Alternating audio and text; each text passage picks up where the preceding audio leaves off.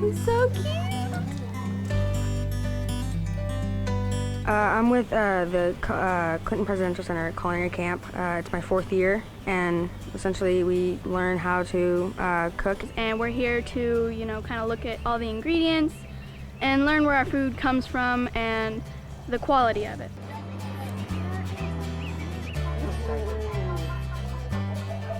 We actually started as a student chef series where we went into the schools after school programs. The idea and the premise behind it is if you know how to cook for yourself, then you'll never go hungry. Each year we learn new techniques on just different things that you would use if you were working as a chef.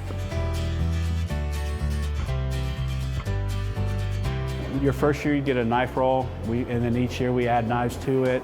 They get their own jacket each year with a bar, so 1 bar is first year, 2 bars, second, 3, 4. The first year, that's really about teaching them urban or self-farming, nutrition and sanitation. Second year, we really hone in on the skills. We break down all types of proteins. They really sharpen their knife skills. Now the 3rd year culinary camp, they have cupcake wars. We pull in food trucks. We go down to the farmer's market, give them 20 bucks for each group. They come back and have food truck competitions. They love it.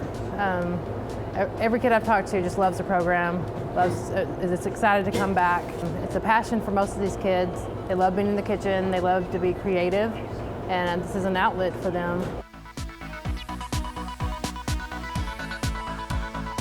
Each culinary camp culminates with a reception for the parents. This year is pop-up restaurant, where it ends up in a restaurant where we set it up from start to finish, and so they develop menus. It's an a la carte, seated and served dinner that they seat, cook, and serve their parents. The theme this year for the pop-up restaurant is the 50s Diner.